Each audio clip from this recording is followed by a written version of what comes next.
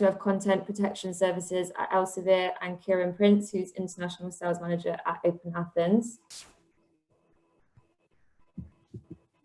I'm just going to go through a few housekeeping before we get started.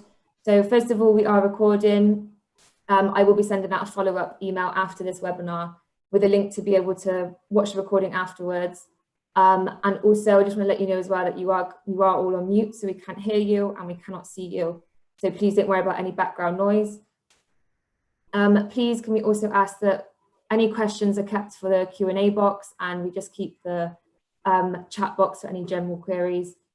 We will also be doing questions at the end of both presentations, so please don't worry. We will catch up with anything that you might have, any questions that you might have over the course of the webinar at the end, and we've got plenty of time to go over everything.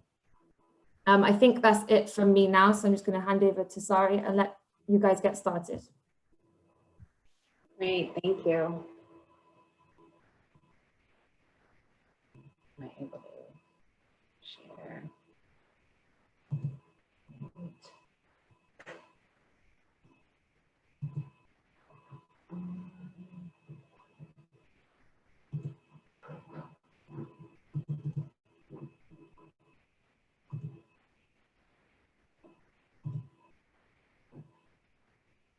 Okay. Looking good, Lauren?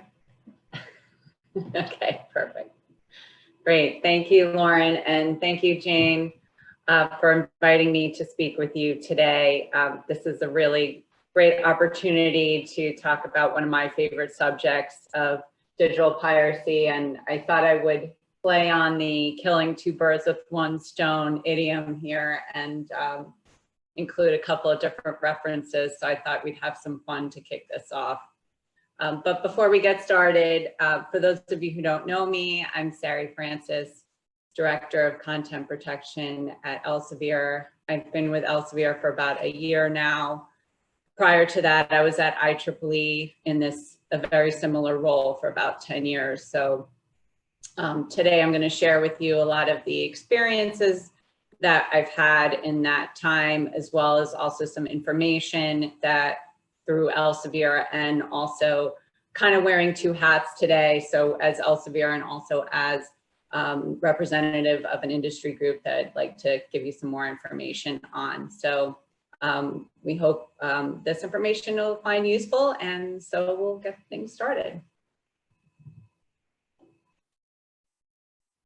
So as I mentioned, I'm going to be talking to you from as Elsevier, but also as representing the SNSI group, and I'll get into that in a little bit. But also talking from both perspectives on what we've seen within this space regarding content piracy, and why does this really matter?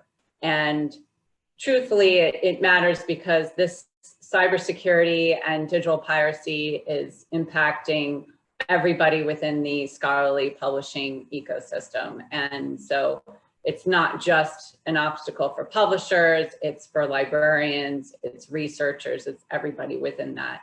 And so we believe that this is best addressed sustainably and effectively altogether. So other things that we're going to talk today about are some of the best practices that we've seen, not just within publishers, but within our entire community, and also then to touch base on a FAO pilot that I'm working on within Elsevier, so sharing that with you as well.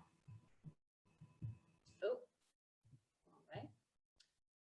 all right. So here we're talking today about SNSI. So this is an industry group that is already existing. SNSI stands for the Scholarly Network Security Initiative, and it has existed around since about 2017. And we're made up of about 16 different publishers.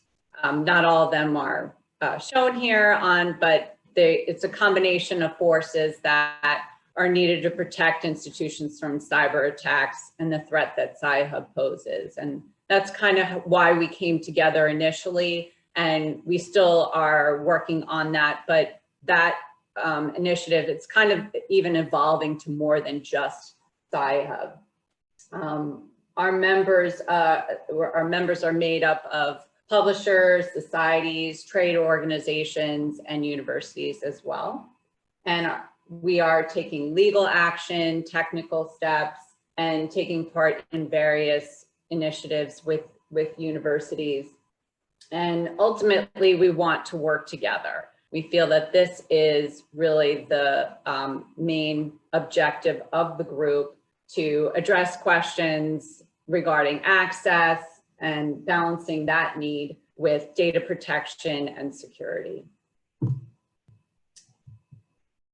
And also wanted to share with you, we do have a new website.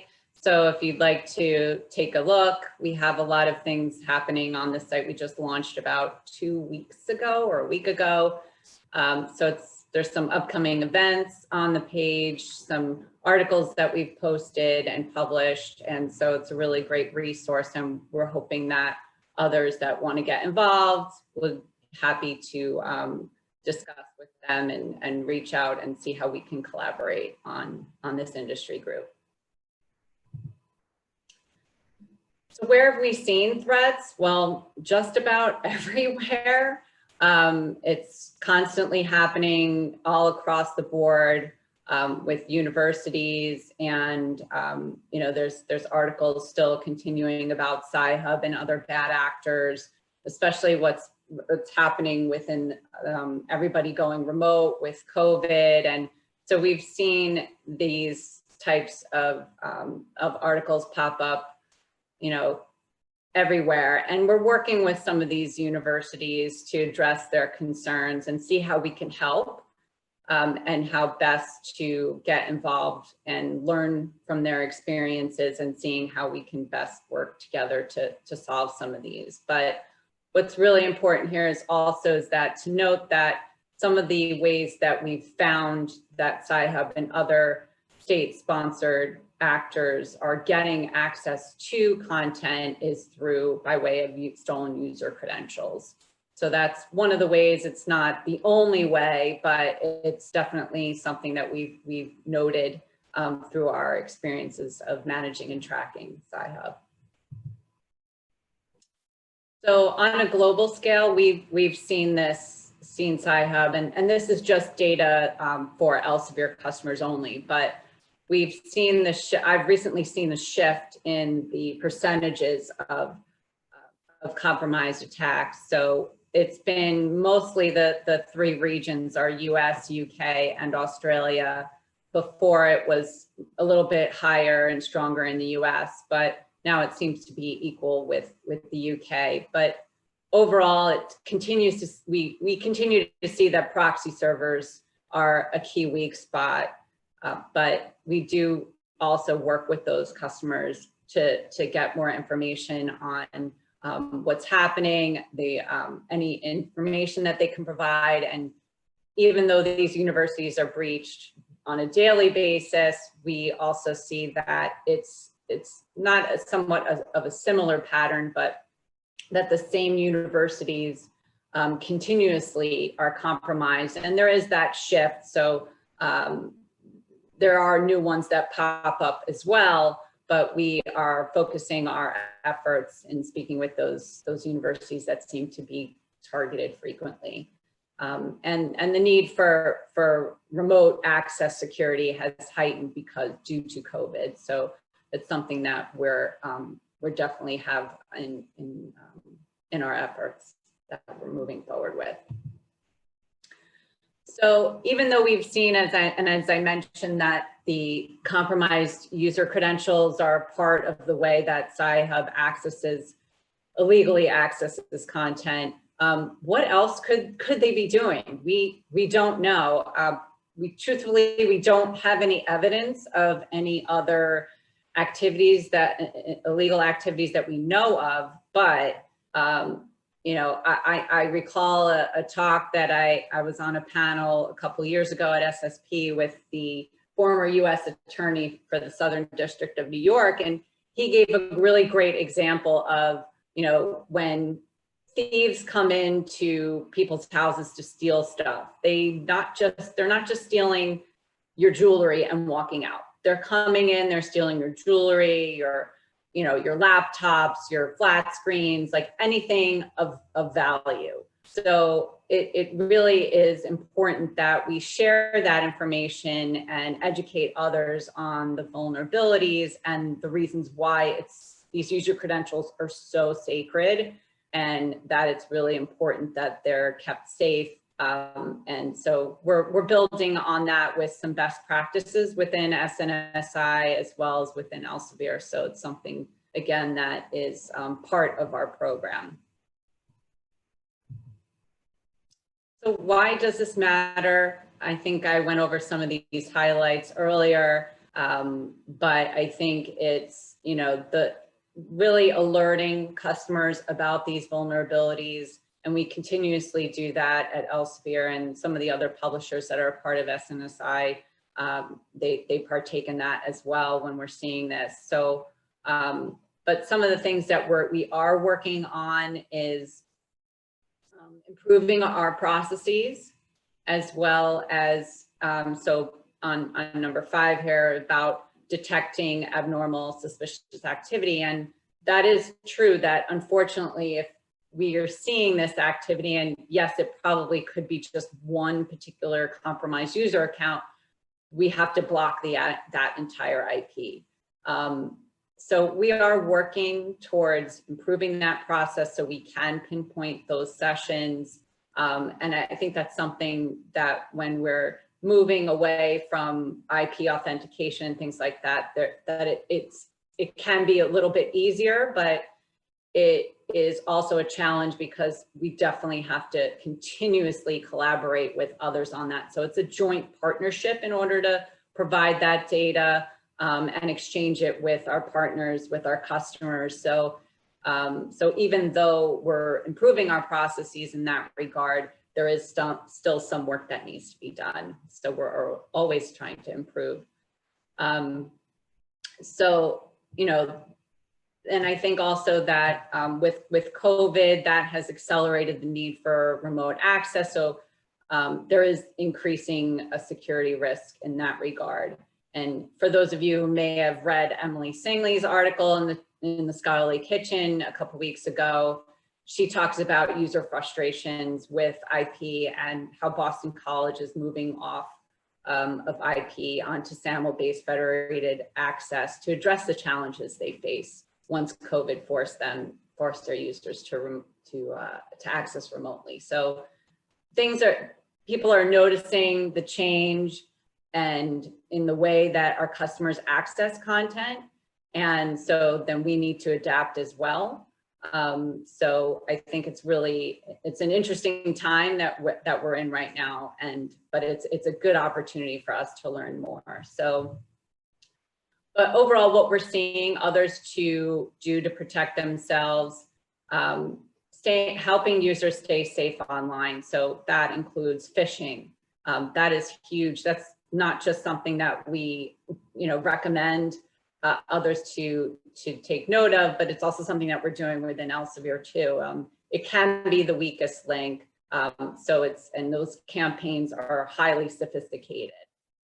So it's also important for us to educate users on the perils of sharing those library credentials under any circumstances. So again, that could be a gateway to other ways to access personal data. So we're seeing not just that, but as far as user credentials, but some of our customers and partners are using other means to secure themselves, and like using PSI's block list, easy proxy for IEEE. There's an updated stanza. So customers are being proactive, and that's a really good thing. And they are taking this very, very seriously.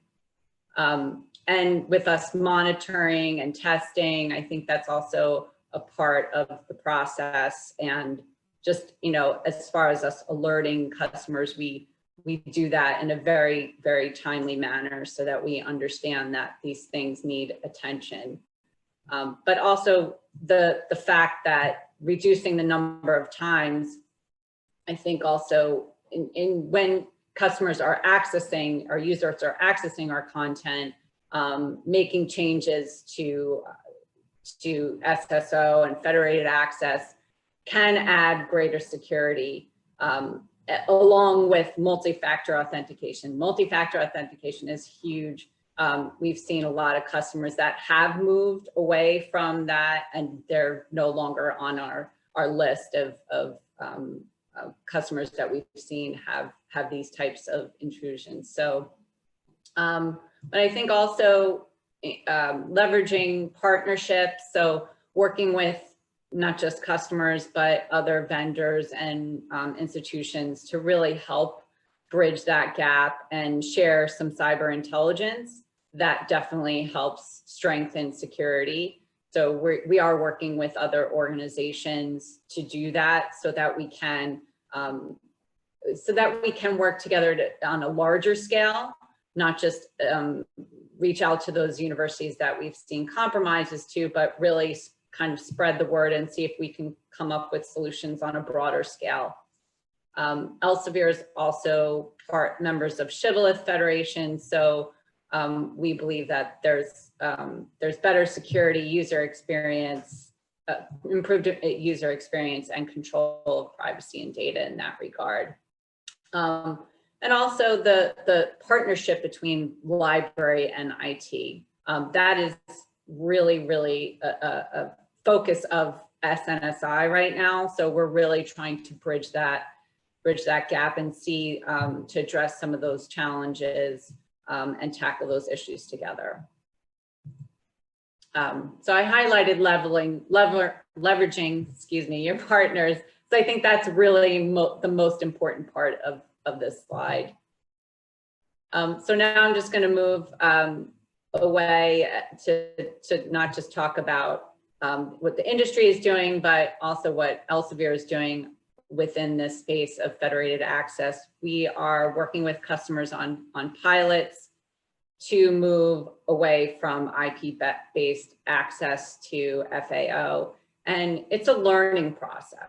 So we're partnering with those libraries and testing the hypotheses to see how that can help with the user experience and customer support. We're providing specific customer support with those universities and looking at security and privacy and all sorts of things, including granular usage reporting, because that's what's really important to both of our institutions. So I think because it's so unique, and every university is very unique in their infrastructure. So it's really been an eye-opening experience to see how that can help. And hopefully that can validate the benefits for broader use of FA, and confirming that it does help with security in the real world. And we recognize that we still have to make improvements, but within Elsevier, we've taken steps to have seamlessaccess.org on Science Direct, and also get FTR on Mendeley. So that's really that's all I have today to talk about, both SSO and content piracy. But I thought that I saw this quote from Simon Sinek last night actually on LinkedIn, and I thought it was very relative to this talk, and that it really is going to take a collaborative effort to improve security, to improve the user experience. So we're hoping to learn more, not just from within our own organizations, but with other partners around the world. So thank you so much for your time, and thanks.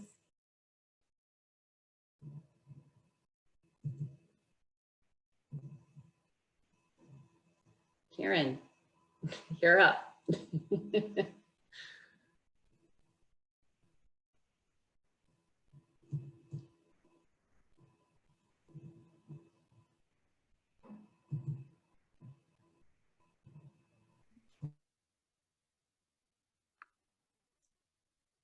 Okay, well, it'd help if I unmuted myself. Hopefully you can all hear me loud and clear.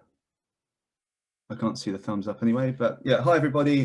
Thank you again for taking the time to be with us today. And thank you to Sari for being here with us also. Elsevier are a customer, but we also see them as an unofficial key partner, and they really do complement the work we do. And I did find it interesting that Sari mentioned the relationship between library and IT, as we often have to mediate these conversations ourselves. So the products we build is often favored by librarians, but often implemented by IT, and it's definitely an interesting dichotomy to deal with. Anyway, my name's Kieran Prince, and I work on the publishing team here at OpenAthens. And I work with content providers all over the world, enabling them to provide secure access to their content wherever their customers might be. I've been here for just over 3 years now, and during that time, I've been lucky to be a part of quite an exciting time in OpenAthens history. We've really become a global organization in those 3 years, well, particularly over the last 5 years. So a brief agenda, we'll do a quick introduction to OpenAthens before looking at the reasons why users, or perhaps the reason why users access pirated content, before moving on to some best practices and recommendations you can take away to help counter pirating of your content. So I think you've probably seen this from me already, but this is our 25th year in operation. Starting in a small back office at the University of Bath, we built a single sign-on service for the UK higher education market. Some of the publishers we work with today have been with us from the very beginning, and we've enjoyed providing services to both libraries and publishers for over 2 decades now. In their own way, we've helped shape the industry into what it is today, and we are hungry as ever to help improve access to digital content. Today, we have long expanded over those from those roots in UK academia, and now we serve markets all over the world.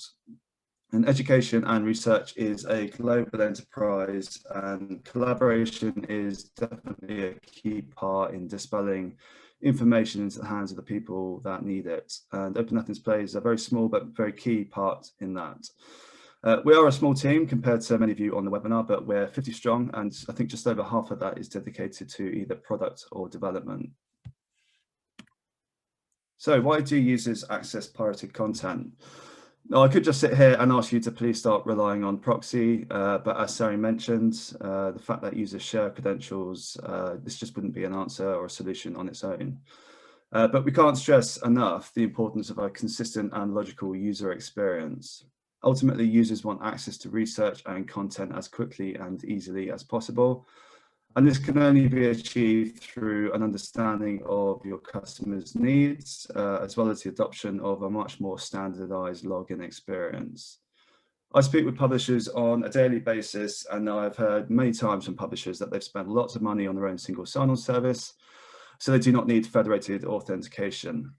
However, unless the community as a whole can come together and agree on some principles, we'll always provide that inconsistency to the users.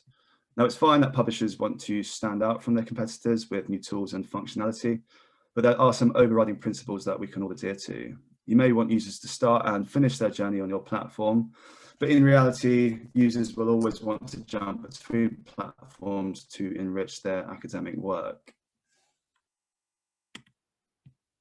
So as I said, users just want access. They don't want to be confronted with various login options placed in a variety of positions on a journal site, nor do they always know whether they're using proxy or OpenAthens or Shibboleth. Clear signposts are required to make the user experience flow in as linear fashion as possible. Now, what users actually want may never be achieved because logging in at all is essentially a barrier for them to overcome. But there are ways we can make improvements to the current situation. I know most of you will be aware of this hashtag, but I do urge you to look for it yourselves and you'll find some interesting insight. One thing I do notice when looking myself, there's lots of professional academics using this hashtag, working for institutions who probably have single sign-on in place. I'm only guessing here, but I've no doubt some of them might have legitimate access to the content, but they've even given up or not even tried to access it through their own systems. So again, yeah, it's just an interesting view into user behavior and the demand for access to content much more easily.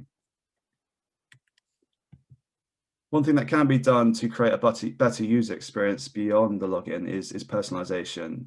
So users have come to expect this type of service with many other subscription services they use. When it comes to increasing engagement with your platform, personalization does go a long way. And some publishers are already doing this. Things like recommended content, CME credits, and search history do a lot for drawing users into coming back to your platform. Now, the simplest way to provide personalization for some is through a form when the user first logs in. However, you can actually achieve personalization through SAML, because every time a user logs in, they're releasing the edge person targeted ID. It's a unique attribute to that user, to your platform, essentially allows you to provide pseudonymous personalization to your platform without needing personally identifiable information.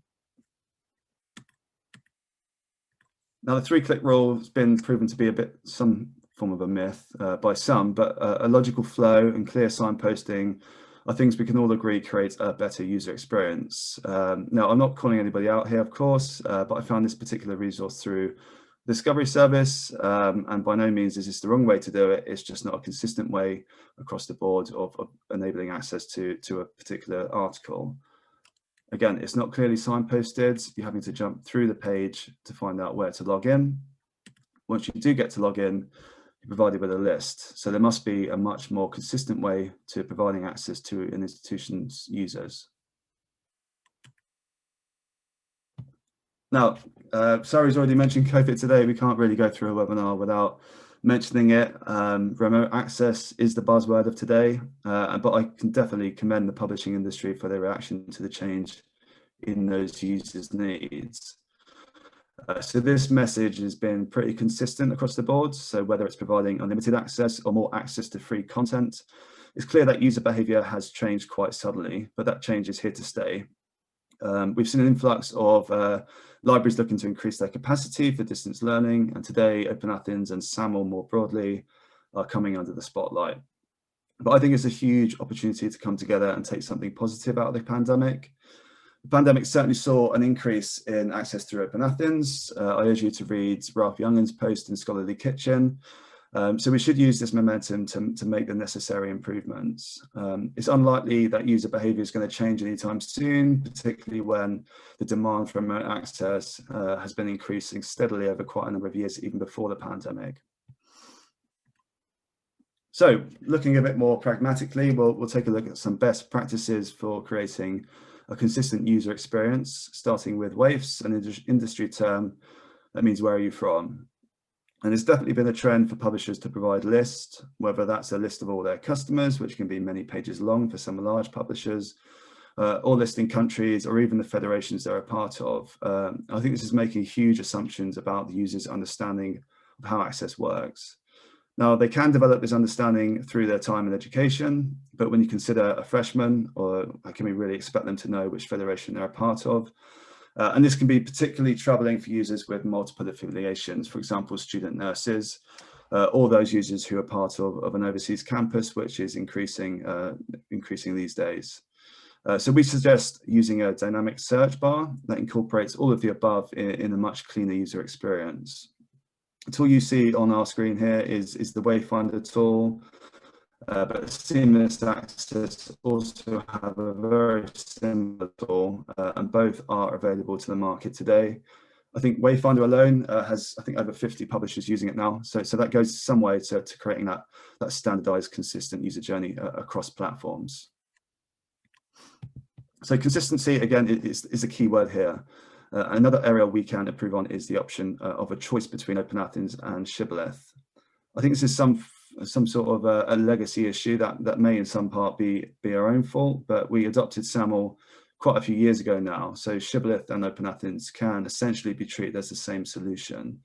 So one login button clearly identified as institutional access or access through your institution is far better than having the options for either.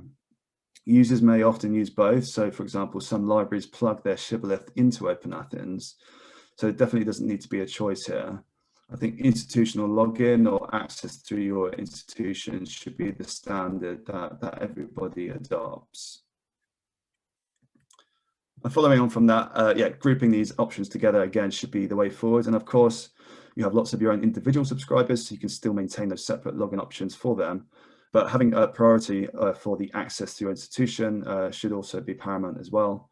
Having it clearly identified as the route for institutional access, which is synonymous with accessing digital content in many institutions.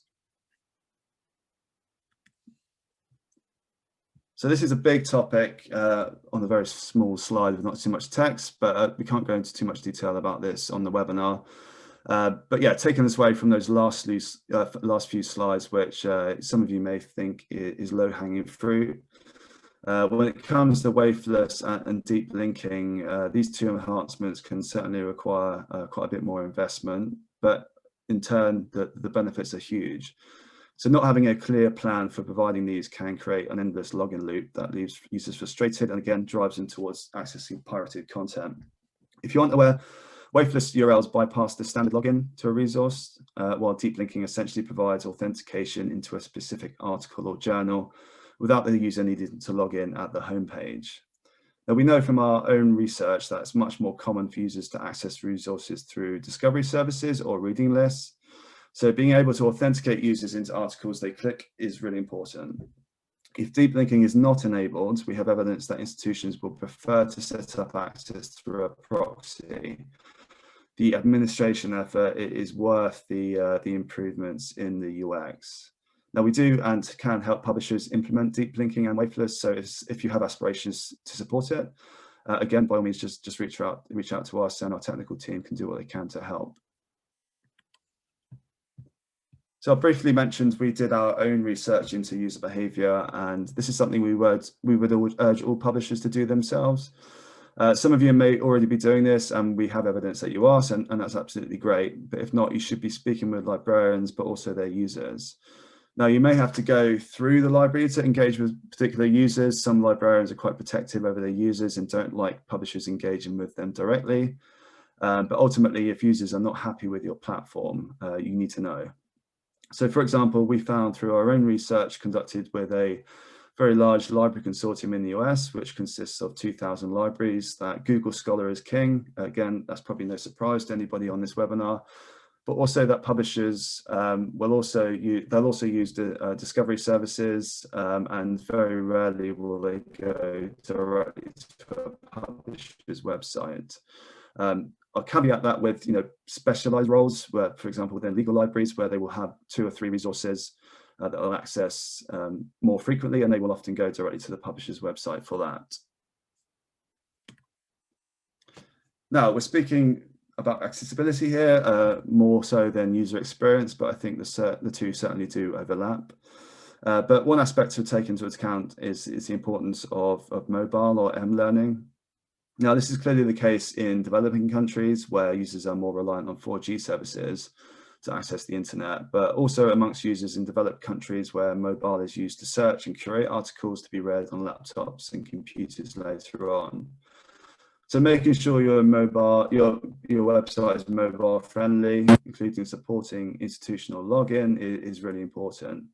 UNESCO have been supporting M-learning on the African continent for a number of years now. They acknowledge the importance of M-learning in bridging the gap between those developed countries and developing countries when it comes to access and education.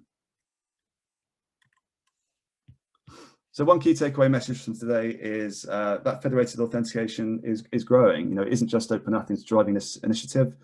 It's growing across the board. So you may be aware of the Asi Connect initiative that has big funding from the EU and some of the NRENs aimed at improving connectivity across parts of Asia. I think it's a clear sign of intent that proxy just does not fit the needs of the users. And due to the interoperability of SAML, it certainly does open up new routes into these markets.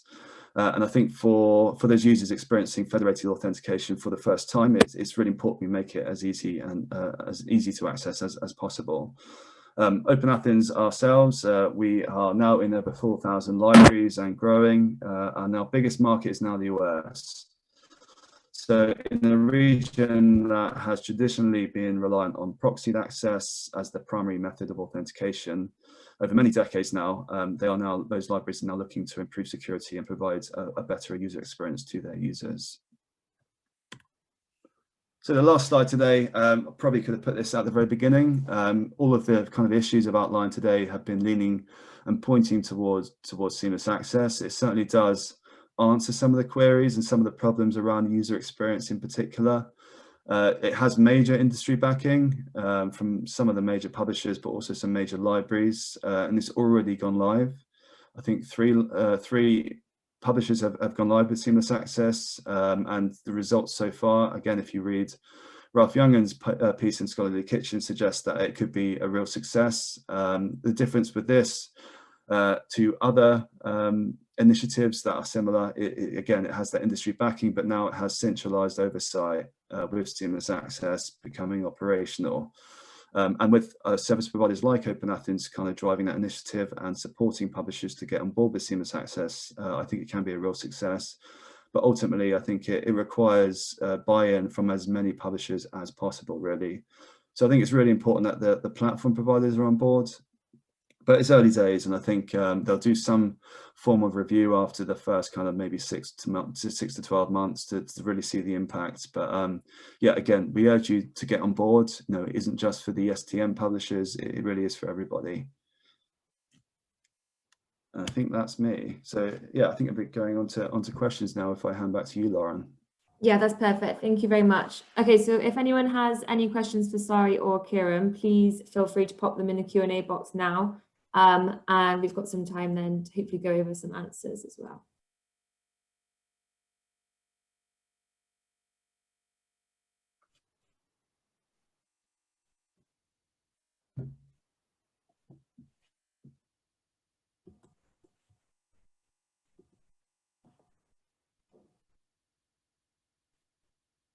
I think we covered everything, clearly. That's a good sign.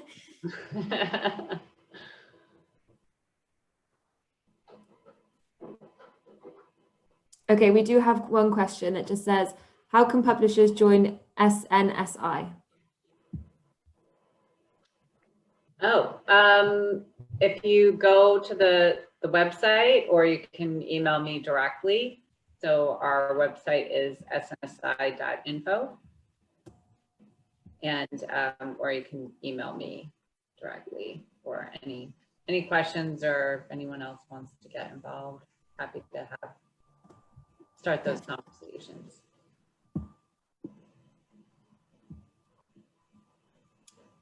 Okay, so we have a few more coming in now. We have one from Debbie that just says, please can you explain how on-campus ID address access is less secure than usernames and passwords? Sci-Hub always use stolen passwords. Wait, say that again. So the user ID is more secure. How is a user ID more secure? Is that the question? Just how on-campus IP address access is less secure than usernames and passwords. I don't know if I said it was less secure. I think they're both anonymous, but I think that it's important that the user credentials are being protected so that they don't impact the security of the IP. So they kind of go hand in hand.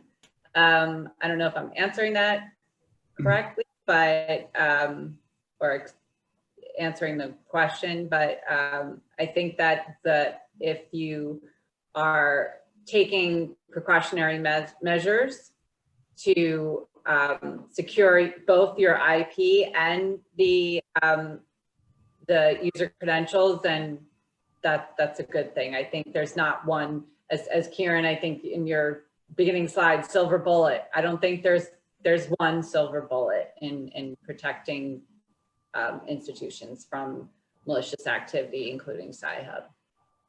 Yeah, and I think at OpenAthens, you know, we always have sight of attacks on institutions because, you know, we're ingrained within their security measures, and it's literally every week we're seeing massive attacks on multiple institutions. So, you know, we are fighting quite a large battle here, as Sari mentioned. We have another one that just says, how do publishers get support with implementing seamless access? By reaching out to me, essentially. Yeah, we have a technical consultants team who can help you support seamless access, and we're also almost towards the end of a project to integrate our own products for seamless access, which will make the process a lot more seamless, ironically or unironically. We have another one in that just says, would it make sense and be helpful if a few publishers join Elsevier to do a pilot about federated access, only since this seems to be the most secure way of accessing content online? So having other publishers join Elsevier with the pilot, that's something that I guess I would need to circle back with my colleagues. I think right now it's just something that we are just doing solely within Elsevier. I think some other publishers may be also exploring that as well on their own. But we've also, we have those initiatives like seamless access to help in that regard too. So we're looking to kind of integrate some of those activities. So happy to, if anyone wants to learn more about that, they can contact me directly and I can see how we can get more involved so we can collaborate on that, on those pilots. Yeah, we know of at least 2 other publishers that have piloted a federated only approach. So yeah, it certainly is something that other publishers are looking into. We have another question from Andrew who just says, Sari kindly mentioned the PSI block list. Why does OpenAthens not use this when Easy Proxy does? I can't answer that question, unfortunately, Andrew. Appreciate the question. It's definitely something we've looked into. So yeah, I'll have to look into that in more detail. And I know we have regular meetings with you, so hopefully we can answer them in those next meetings.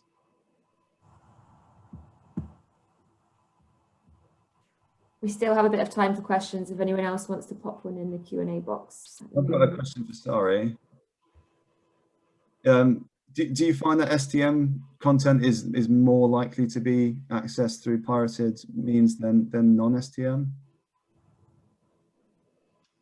Wow, that is a huge question. I think because I'm not involved in other areas of security, that obviously my main role is just on the publishing industry. I think it's impacting every industry. I don't know if, publishers right now, I think because of COVID and, people are trying to acquire research. The universities are vulnerable. And so I don't know if that is expanding to not just publishers, but other types of data that people are looking to acquire. So I think it's an all around issue. So I can't really comment on if STM it's probably the publishers are a big key player in this space, but I don't think we might be the biggest. But that's just through my own experience and like 10 plus years. We have one more that just says the access mechanisms are an important way to tackle piracy, but what are the thoughts around changing users' behaviors and content type consumed, as it's the PDF which causes leakage? That's a good question. I know that we all have, or most publishers have HTML as well. So it's not just the PDF that's vulnerable to getting stolen, but the mechanisms by which users access content, I think also Kieran noted in his talk was, more people are using their cell phones and the technology is changing by way of accessing content. So, I think it's something that we need to be mindful of and keep on top of how our users are changing. And then kind of, if there's a way to, be proactive about it, to just understand so that we can adapt. But I can't exactly say how we can solve it at the moment. just to ensure that we're protecting and also others within that space. Mm-hmm.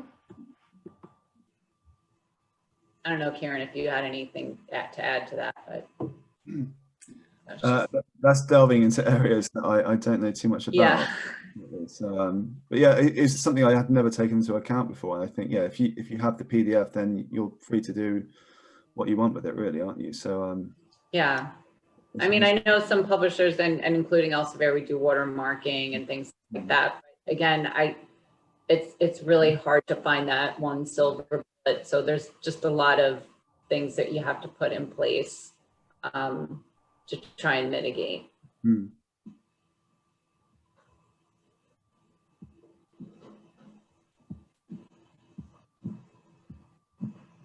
Just going to wait and see if there's a few more questions that will come through.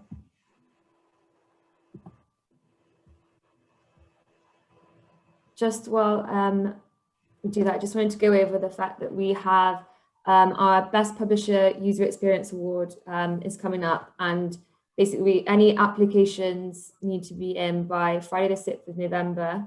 There's a lot more information on our website, so if anyone wanted to go and check that out and possibly submit an application or just apply for it, then the link below will link to the page on the website, and it will also be included in the follow-up email. And we also have a few more webinars that are coming up that are on similar topics to this. So yeah, these will also be linked in the follow-up email, and there'll be more information on our webinars page on our website, just in case you wanted to sign up to those ones as well, just to find out some more information. But yeah, we haven't had any more questions come through yet. So I'll give it another minute, and then if not, I think we'll probably wrap up for today. I just want to say thank you for joining us, Sari, and thank you for your presentation as well, Kieran. No, you're welcome. Thanks, Sari. Thank you. Thank you for this opportunity. Well, I think that's everything then, so I'm going to end that one here. Thank you very much, guys. Thanks for joining. Everybody. Bye now. Bye. Thanks.